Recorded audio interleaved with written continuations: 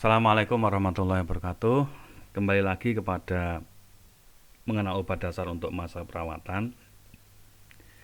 Jadi tadi sudah saya sampaikan ya di tayangan sebelumnya tentang bagaimana prinsip memberikan terapi pada pasien. Nah, ini yang kedua adalah kita bedah buku tentang macam-macam obat ya. Oke. Yang pertama adalah obat analgesik atau disebut juga dengan anti nyeri ya. Ini anti nyeri. Anti nyeri obat untuk menghilangkan nyeri. Analgesik, antipiretik itu untuk menurunkan suhu tubuh. Antiinflamasi nonsteroid, antipire. Antiinflamasi nonsteroid itu adalah obat anti radang ya. Radang itu saya selalu menyingkat RCTDF ya. RCTDF ya. Nah, RCTDF itu singkatan dari rubor ya. Rubor, RC color, RC tumor ya. Dolor. Ada lagi yang satu fungsiolesa ya. Fungsiolesa. Rubor itu kemerahan ya, kalor panas, tumor bengkak. Ya ini bengkak. Nah, terus dolor itu nyeri, fungsiolesa itu kelemahan. RCTD tanda dari radang. Apa bedanya radang dengan infeksi? Kalau infeksi itu disebabkan oleh bakteri, kalau radang ini adalah reaksi tubuh ya. Kalau infeksi itu pasti radang, tapi radang belum tentu infeksi. Contohnya ketika kita makan udang terus alergi, itu reaksi radang. Ada kemerahan, ada gatel, ada brentol kabeh, bengkak, ada lemes, aras-arasen ya. Itu radang, tapi bukan infeksi. Kalau radang dikasih anti radang. Anti radang itu apa? Obatnya ya. Contohnya kortikosteroid ya, dexamethasone, kalmethasone ya. Tapi kalau infeksi itu diberikan antibiotik ya. Oke, yang pertama analgesik narkotik ya. Ini analgesik tingkat tinggi yang bisa diberikan pada pasien untuk mengurangi nyeri ya. Apa saja contohnya ini? Fentanyl, kodein ya. Morfin, petidin, sufentanil. Ya. Fentanyl, kodein. Kodein ini selain sebagai anti nyeri juga sebagai antitusif atau anti batuk. Ya. Morfin juga gitu ya. Kalau fentanyl itu 1 cc ya, 0,05 mg. Penggunaannya perlu diperketat, injeksi ini IMIV, ini ada tulisannya ya. Di sini ada tulisan IMIV. Kalau kode ini tablet, tab ya, tablet. Ini injeksi juga, morfin itu ya. Ini semuanya banyak injeksi ya. Untuk ini harus injeksi lambat petidin itu. Kenapa? Karena kalau dia terlalu cepat bisa mengganggu irama jantung ya. Mengganggu irama jantung. Makanya supaya dia tepat masuknya harus memakai alat namanya syringe pump ya. Nanti di tingkat 2 diajari bagaimana penggunaan syringe pump atau infus pump juga di pasien. Lanjut, analgesik non narkotik ya. Analgesik yang bukan narkotika. Berarti ini aman ya. Aman itu dalam arti tidak membahayakan banget ya, tetap membahayakan tapi tidak membahayakan banget, karena kalau narkotik ini memang bisa mengganggu fungsi jantung dan fungsi pernafasan. Contohnya yang non narkotik ya, anti nyeri non narkotik itu adalah asam salisilat ya, aspirin ya, aspilet, asam asetil salisilat ya, asetosal obatnya contohnya. Selain sebagai anti nyeri, dia sebagai juga anti platelet. Anti platelet itu anti pembekuan ya, untuk merontokkan plak di vaskuler. Kotoran-kotoran yang membeku menggumpal di pembuluh darah itu bisa juga dirontokkan dengan asa ini ya, asam asetil salisilat. Contoh penyakitnya apa Pak? CVE, jantung ya, jantung koroner itu bisa juga diberikan asa ya, selain sebagai analgesik juga. Yang kedua adalah fenilbutason. ya. Phenylbutason ini termasuk analgesik non narkotik, tapi sifatnya juga sebagai anti inflamasi karena juga mengandung kortisol ya, anti inflamasi non steroid ya. Jadi anti inflamasi ada steroid, kortisol, dan ada juga non steroid. Makanya ini sangat cocok sekali phenylbutason ini ya, diberikan pada pasien dengan radang sendi ya, dengan radang sendi ya. Atau bisa saya sebut dengan reumatik ya, reumatik. Nah, ini ada antiinflamasinya, antiinflamasi, juga ada anti radangnya, ya, anti radang non steroid. Ya. Steroid itu ya dexamethasone, clamethasone itu. Steroid itu apa toh Pak? Steroid itu hormon yang dihasilkan oleh kelenjar suprarenalis, kelenjar yang ada di atas ginjal ya. Termasuk hormon stres ya, hormon yang memicu stres ya, adrenalin, kortikosteroid ya, ini. Oke, phenylbutason di pasaran ya. Ini ada tulisannya, ada Pehazon, ada Gratason ya. Nah, ini spesialis untuk penyakit-penyakit radang sendi atau rematik ya. Ada juga ibuprofen, ketoprofen ya. Khusus ketoprofen itu pemberiannya suppositoria, bisa lewat rektum ya, dimasukkan ke anus ya, melalui anus ya. Jadi ibuprofen, ketoprofen lah. Obat-obat ini, analgesik yang non narkotik ini sifatnya adalah iritasi lambung ya, harus hati-hati ya. Jadi obat ini bisa meningkatkan HCl lambung sehingga nanti bisa iritasi. Nah, iritasi lambung akhirnya bisa terjadi penyakit MAH ya, atau gastritis ya, radang lambung. Maka pemberian obat ini pada pasien dengan gastritis itu harus ditambah dengan pemberian obat-obat yang bersifat antasida ya, antasid,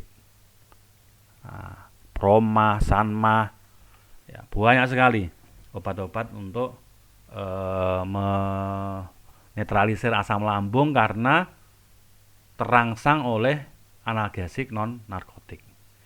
Jadi pusing, nyerinya hilang, tapi nyeri lambungnya itu kumat. Nah, oleh karena itu harus ditambah dengan antasida. Baik, kita lanjutkan ya. Masih non narkotik ya, analgesik non narkotik.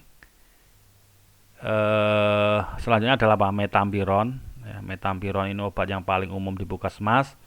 Ada merek dagangnya, ini ada Antalgin ya, isinya metampiron. Biasanya juga obat generik ini ya, tablet 500 mg, satu botol besar itu isinya 1000 tablet ya. Ini metampiron. Ada juga obat-obat natrium diklofenak ya. Natrium diklofenak ini untuk pasien-pasien dengan nyeri ya, nyeri akut ya. Nyeri akut bisa, kronik bisa, pada sendi ya. Jadi ini bisa nyeri sendi. Nah, tapi hati-hati, natrium diklofenak ini ada natriumnya, ada Na-nya ya. Na, natrium, garam. Nah, ini efeknya apa garam ini? Garam ini efeknya adalah retensi air. Retensi H2O air. Sehingga kalau retensi air bisa meningkatkan tekanan darah. Ya, jadi tensinya bisa naik. Ya, bisa naik. Oleh karena itu hati-hati pemberian natrium diklofenak pada lansia, ditensi dulu. Ya, obatnya di luar patennya itu Voltadek ya, contohnya obat itu. Voltadek ini ya. Voltadek. Ada lagi analgesik non narkotik, paracetamol. Jadi kalau ada pertanyaan, Pak, paracetamol itu analgesik apa antipiretik? Dua-duanya ya. Jadi selain sebagai antipiretik, sebagai drug of choice antipiretik ya, obat pilihan untuk antipiretik, tapi dia juga bersifat sebagai analgesik. Ini paracetamol ya, obat generiknya. Untuk merek dagangnya macam-macam, ada Lanamo, Sanmo, bimol ya, tergantung dari yang produksi ya. Oke. Lanjut antipire. Pire atau asam urat, anti asam urat atau urik asid ya. Ini asam urat. Asam urat itu sumbernya ini, kalau enaknya ngomong jasbuke ini ya singkatannya. Jeroan, ayam, sarden, burung dara, udang, kepiting, emping melinjo ya. Ini antipirenya itu, pire itu dari apa tau Pak ya? Ini jeroan, ayam, sarden, burung dara, udang, kepiting, emping melinjo ya. Makanan enak semua ya, enak semua ini seafood. Di dalam makanan ini mengandung asam urat tinggi, sehingga ketika metabolisme tidak baik dalam tubuh, dia akan tertinggal di sendi-sendi ya, makanya ini nyeri-nyeri sendi. Lah obatnya yang pertama adalah allopurinol dan kedua adalah probenicid. Bedanya apa? Kalau allopurinol itu menghambat produksi asam urat, kalau probenicid itu mempercepat ekskresi asam urat melalui ginjal. Tapi kalau ginjalnya terganggu gimana Pak? Ya nggak bisa berfungsi dengan bagus probenicid, karena probenicid itu bersifat meningkatkan ekskresi allopurinol, asam urat dari tubuh kita ya, meningkatkan ekskresi ya, probenicid. Baik, kita lanjutkan anestesi ya. Ini obat bius. Ini biasa digunakan di UGD, di kamar operasi yang sering ya. Untuk anestesi ini ya, bisa di UGD, bisa di OK ya, kamar operasi. Anestesi lokal. Yang pertama anestesi lokal. Ini disuntikan atau disemprotkan. Untuk kemarin yang sudah lab skill dengan saya, untuk heting atau menjahit ya, ini mesti pakai anestesi lokal ya. Ada yang semprot, ada yang injeksi. Semprot contohnya adalah etil klorida, ini semprot, spray ya. Kalau injeksi ini bupivakain, lidokain ya.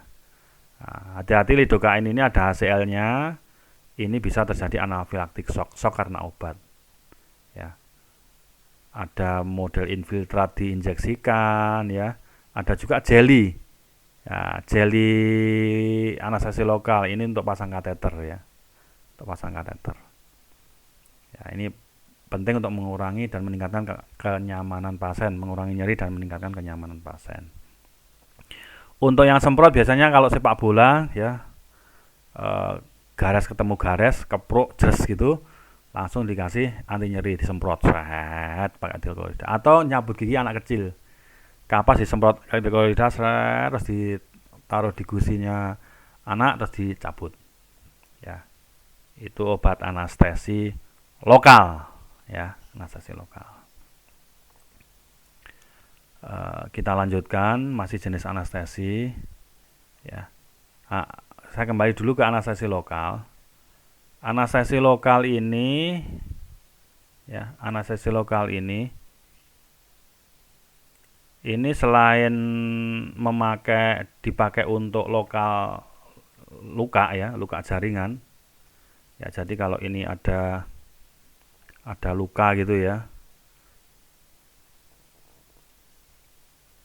ada luka di sini, gini. Maka dia akan diinjeksikan di sini ya. Ya, infiltrat ya. Sini. Atau tambah sini juga bisa. Ada juga yang lokal tapi mulai dari pusar sampai ujung kaki. Ini pakai SAB namanya. Jadi obat nanti dimasukkan melalui sumsum tulang belakang sini. Kalau ini ada sumsum tulang belakang ya. Ini diinjeksikan ke sini. Akhirnya obat mengalir ke bawah. Dia akan tidak terasa mulai dari pusar, udel ya, sampai ujung kaki. Untuk operasi-operasi di dalam abdomen ya. Abdomen.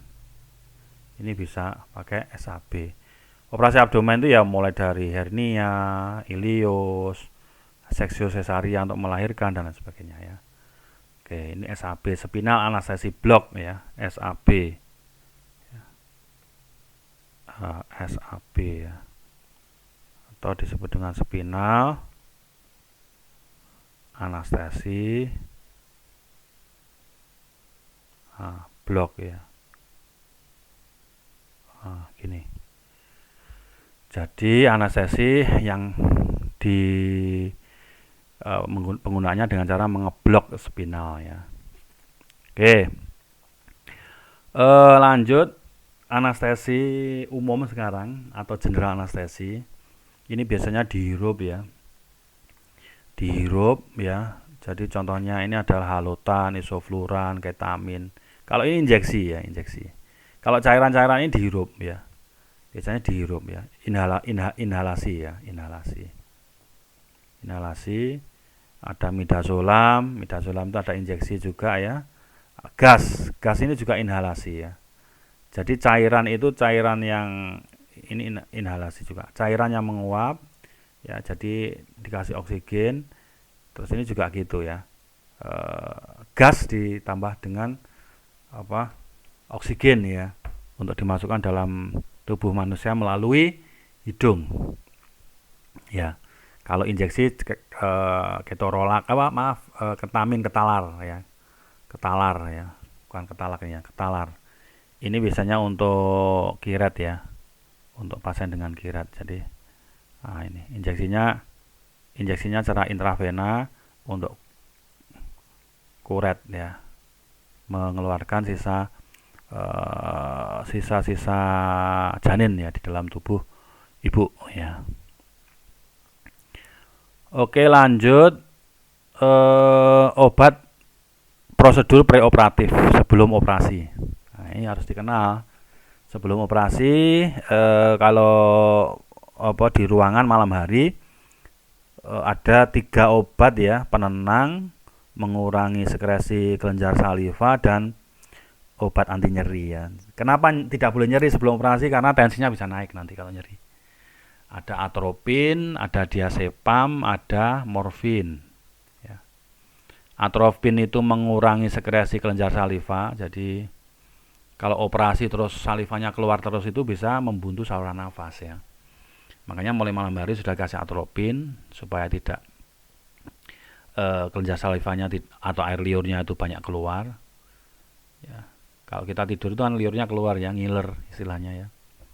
Terus diazepam itu obat penenang ya, harus bisa tidur dengan tenang, nyenyak, dan dikasih anti nyeri ya. Bisa morfin, tapi dokter jarang, kadang-kadang ya, kalau tidak nyeri hebat cukup diberikan kalau dia gelisah kasih penenang, terus dikasih atropin ya. Kadang-kadang atropin ini ya tidak semua dokter memberikan ya. Ini tindakan prabedah. Kita lanjutkan ya, anti alergi atau obat untuk anafilaksis ya. Anti alergi atau anafilaksis. Nanti di anafilaktik shock akan saya jelaskan lagi di video selanjutnya. Jadi anti alergi dan obat untuk anafilaksis ini untuk mengurangi reaksi alergi di dalam tubuh manusia. Alergi itu disebabkan oleh apa? Macam-macam ya. Ini saya berikan di sini, ada alergi karena makanan dan obat. Ya. Udang, botok tawon, terus apa lagi ya, makan makanan seafood ya. Jarang orang alergi makan nasi ya. Makan tiwul alergi nggak ada ya. Yang ada ya makan makanan yang banyak mengandung protein tinggi, itu juga resiko terjadinya alergi ya. Telur ya, sehingga bonongan, tahu bonongan ya, koyo abses udun ya di kepala yang banyak itu ya, ini alergi makanan ya. Obatnya apa kalau terjadi alergi? Ya dexamethasone dan difenidramin. Kalau dexamethasone itu anti radang, kalau difenidramin itu anti histamin. Ini dexamethasone ini. Nah, ini dexamethasone, ini anti radang. Nah, kalau antihistamin ini anti alergi ya. Anti alergi. Nanti prosesnya nanti saya jelaskan lebih lanjut kepada anafilaktik shock, tapi ketika zat makanan ini masuk, maka zat yang bersifat alergen mengakibatkan alergi, itu tubuh akan mengeluarkan namanya histamin. Histamin ini akan melokalisir seluruh alergen, dilokalisir gini, ya, dipagari, sehingga ini gatel ya, atau disebut dengan pruritus. Nah, ini reaksi alergi yang biasa terjadi. Obatnya antihistamin, ya untuk membuat histamin itu, histaminnya harus dibuat dari tubuh. Ya, contohnya kasih diphenhidramine, injeksi ini ya, injeksi. Kalau oralnya ya CTM, ya. Oral ya, saat oral itu CTM. Antihistaminnya CTM atau chlorpheniramine,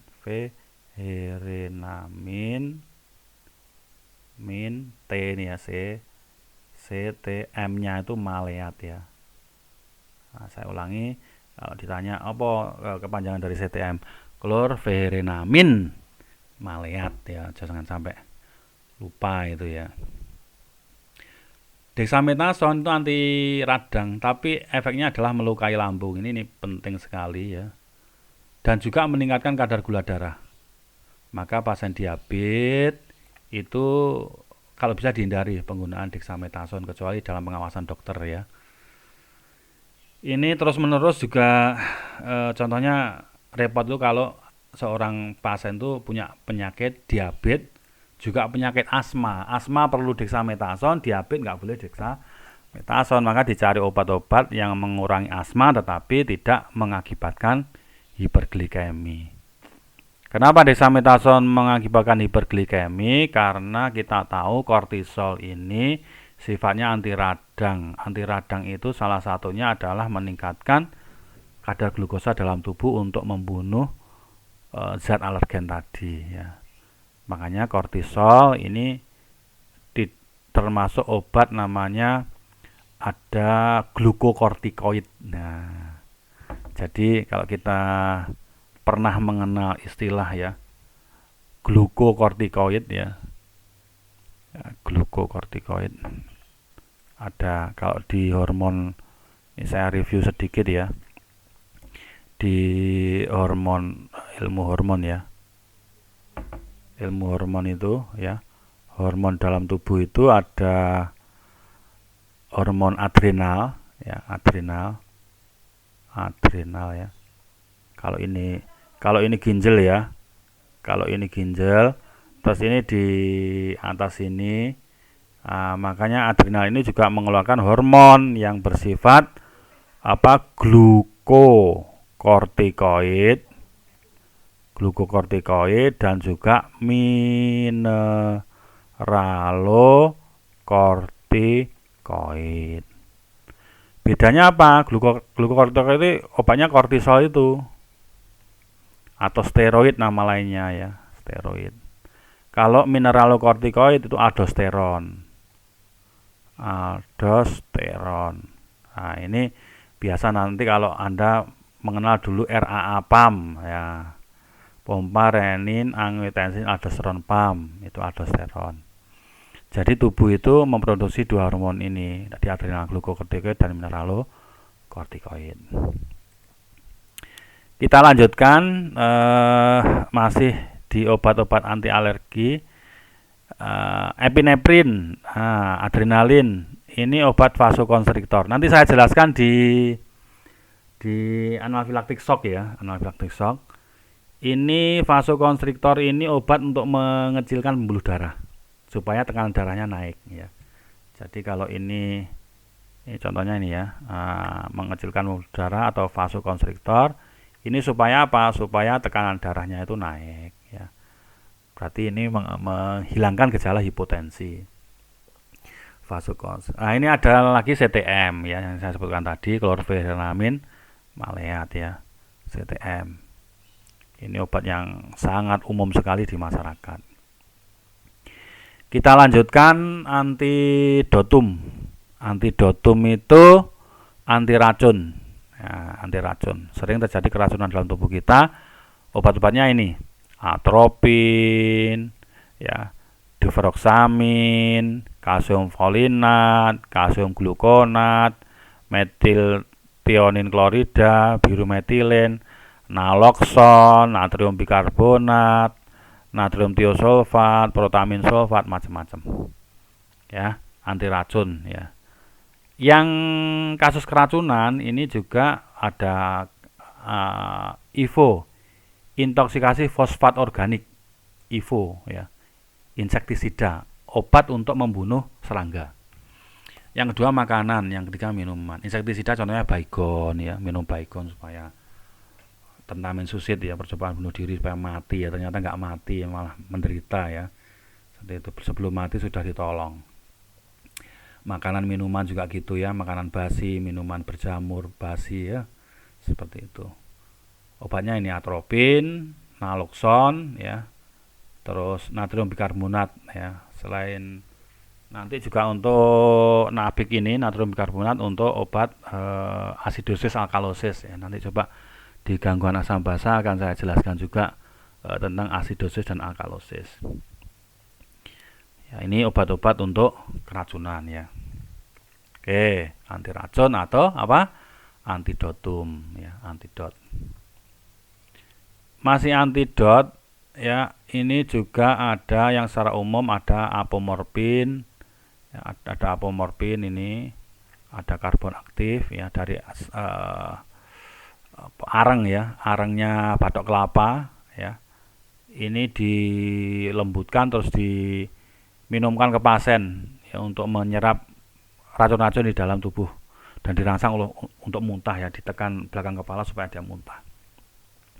Ada juga magnesium sulfat ya, serbuk tapi jarang digunakan. Yang sering itu ini, atau biasanya disebut dengan norit ya, serbuk norit namanya, norit gitu.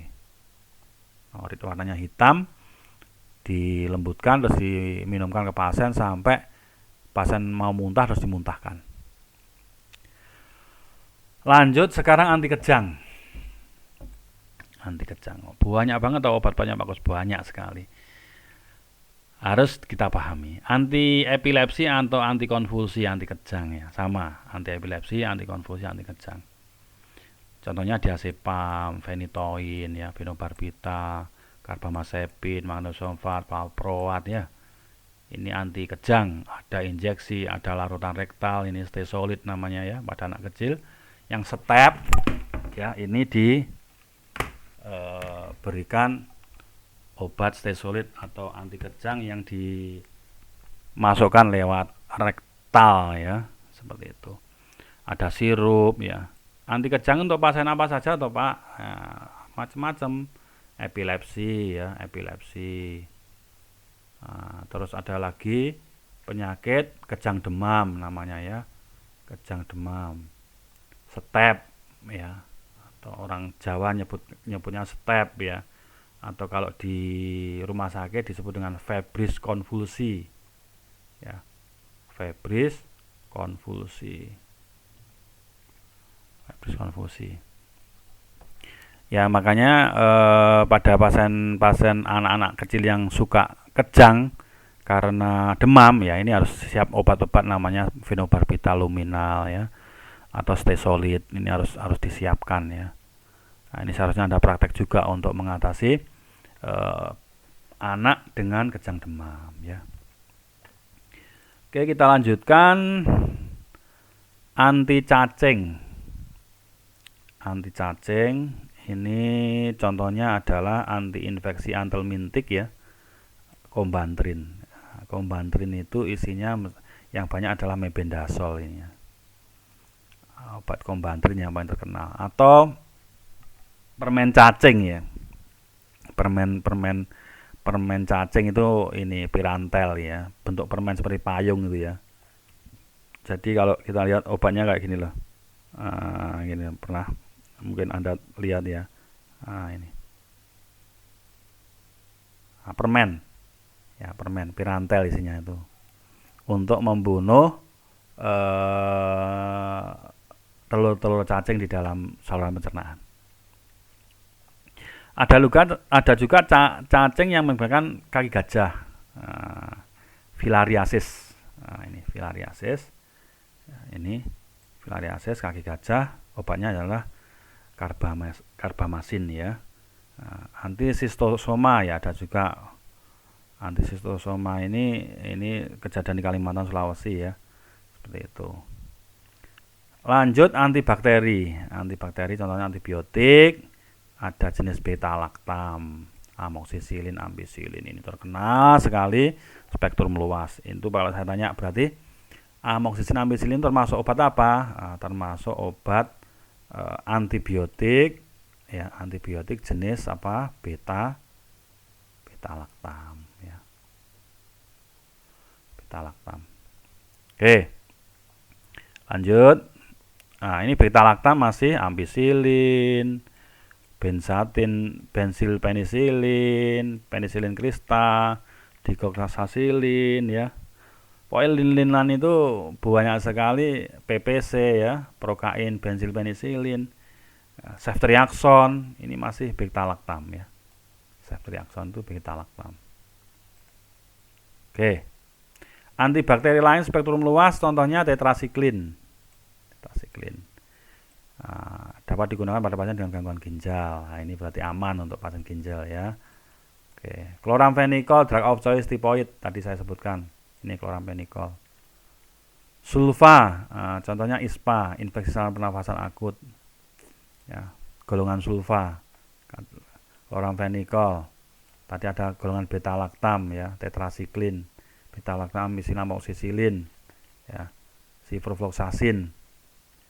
Oke, itu macam-macam antibiotik ya. Antibiotik golongan makrolid ya, eritromisin, clindamycin, aminoglycosid, gentamisin, saluran pencernaan ini, saluran perkemihan maaf. Tapi hati-hati, gentamisin itu harus hati-hati pada gangguan faal ginjal ya. Ini hati-hati ya. Hati-hati pada gangguan faal ginjal. Gangguan fungsi ginjal. Quinolon untuk golongan quinolon ya, ini termasuk spektrum luas juga ya. Terus penggunaan khusus metronidazol untuk disentri ya, berak mengandung darah tadi ya. Oke. Anti infeksi yang lain contohnya anti lepra, penyakit lepra, dapson ya, dapson. Ada clofazimine, rifampicin. Anti tuberkulosis, OAT, oral anti tuberkulosis, etambutol, isoniazid, pirasinamid, rifampicin, streptomycin ya, atau kombinasi dari obat itu. Ini kombinasinya banyak. Ada satu tablet tapi isinya kombinasi dari berbagai macam obat OAT. Ini obat program Puskesmas gratis ya untuk tuberkulosis. Ini obat-obatnya ya. ISK, infeksi saluran kemih dengan apa? Cotrimoxazole ya. Ini contoh-contoh obatnya. Anti jamur, nah anti fungi. Nah, ada anti fungi. Ya, nanti kita lanjutkan di session berikutnya untuk anti fungi. Saya kira itu untuk session pertama ya. Coba nanti didengarkan berulang-ulang YouTube-nya Pak Agus ini sambil Anda memahami sedikit demi sedikit ya. Saya kira demikian, ada kurang lebihnya mohon maaf, saya tutup. Assalamualaikum warahmatullahi wabarakatuh.